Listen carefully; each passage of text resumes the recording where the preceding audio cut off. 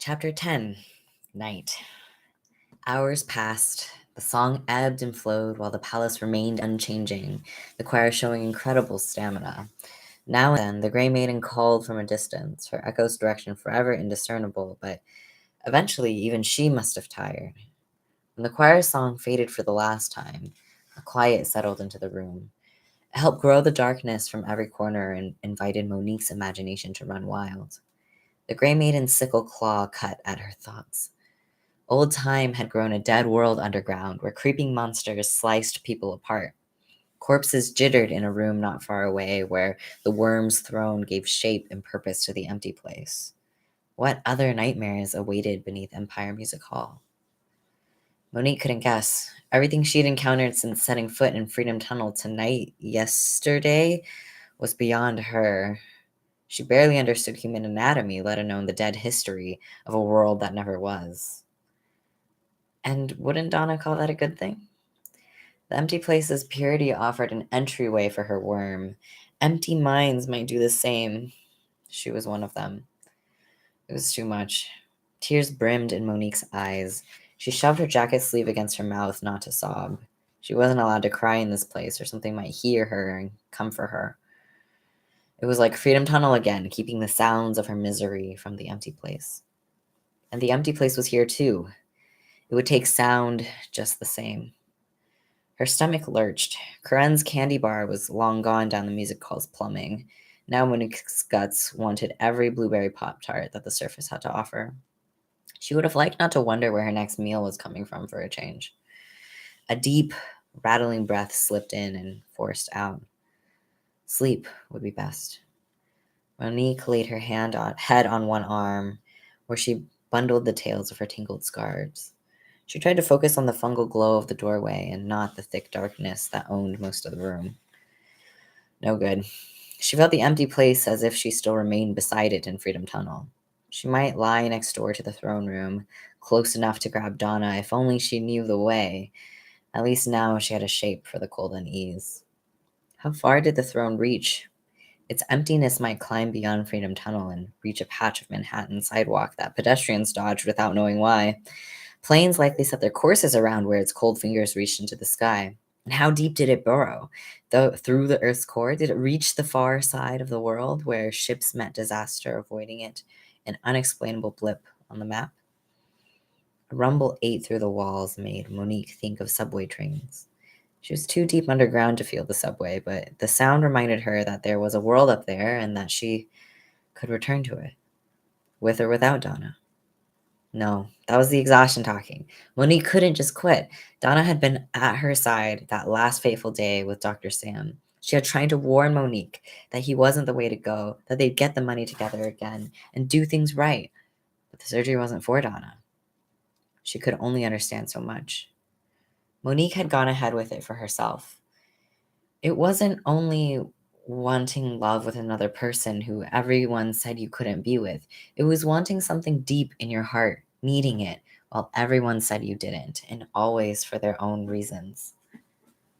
For all the love Donna poured into their relationship, she didn't know the feel of those unwanted hunks of flesh hanging between Monique's legs.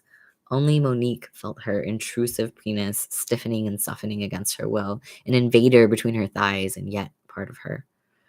She liked being short and round-faced fine, but she still had to contend with pronounced brow, throat, shoulders, and a myriad of other details that she wanted to tear off her body. Donna once said that hating how she looked was a part of being a woman these days. That hadn't made Monique feel any better over how she couldn't sort out the chemicals in her blood. The operation was the best she could do. She just wanted to love this one thing about herself, but she couldn't even have that. She hadn't expected art from the good doctor. A pristine hospital and kindly staff who would care for her were the stuff of dreams. At the very least, the surgery could have turned out successful. Wealthier women got the bodies of their dreams. Why couldn't Monique change one thing and have it go right? Calling Dr. Sam's work a hack job would have been a compliment. He wasn't terrible at cutting flesh, but reshaping it was beyond his power or concern. He'd expected to take a kidney as a bonus for a job poorly done. Instead, he got whatever injuries Donna had inflicted. Monique didn't need to know more. She had her own scars to worry about and couldn't waste concern on Dr. Sam's. The genitalia she needed were not unfamiliar territory. She had kissed the sweet lips between Donna's thighs on 100 nights and knew what they should look and feel like. They were not what Dr. Sam had left to her. She didn't know what remained inside, only the scars on the outside. Donna had cut the emergency room stitches out herself and held Monique's hand every time she cried. She didn't regret the lost tissue, only screamed at a world that had put her in this position. "You're alive, mon amour," Donna had said. "How many women meet a man like him and never scream again?"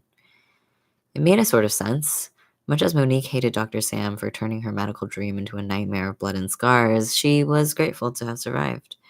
Once the pain became occasional and she could mostly urinate without shrieking to wake the dead, she found at least that small pride in her brutal pelvic landscape. Her soft flesh had faced steel in battle and lived to fight another day. She could still hold Donna's hand, feel warm fingers cross her face, look into her dark eyes and smile. Donna had stayed through all of it. Until the night she disappeared, when the Grey Maiden and Worm's Colt came along with giant hands and a celestial destiny. Monique scratched defiant nails down one arm.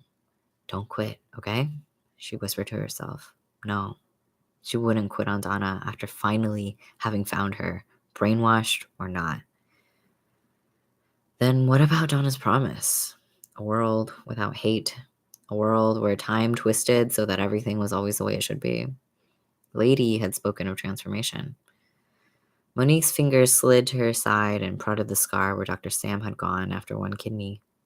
They traveled downward, beneath the rim of her jeans, to the edge of deeper scars. At the third coming of the worm, what would she become? What Karen had said outside Empire Music Hall remained a shadow outside memory, but what she'd said while listening to Lady rang loud and clear. Healing and harm could be a matter of perspective. Monique wondered what she'd harm for the sake of healing. She didn't think she could harm anyone. That would be too much like Dr. Sam, and too much like that damn worm. He'd messed with Donna's head, and she'd accepted him as sovereign and God, supreme editor of the universe. Don't like the supercontinent? Break it down into bite-sized chunks. Don't like the people who live there? Replace them. The worm's people painted his chaos in their walls and sang his legends, but they were tales of a murderer from the stars. And Donna was supposed to bear his children? Absolutely not. They would escape together instead. She might bear psychological scars to match Monique's, her perspective distorted by emotional torture. Better that than withering into one more skeleton trapped in the throne room, her teeth scraping at the underside of a silver mask, never to leave the table, never dismissed. Every wall blurred, from sleek stone to dreamy fog to black-tinted glass. Behind the glass, there walked shadow women, their legs bent backward and faces shrouded. They reminded Monique of the gray maiden-like creatures that had killed Lady. Monique couldn't hear them, but their hooting calls rattled through her bones. Sorry, I'm sleepy. Their song filled the air, at first in greeting each other and then to shatter the glass that held them back.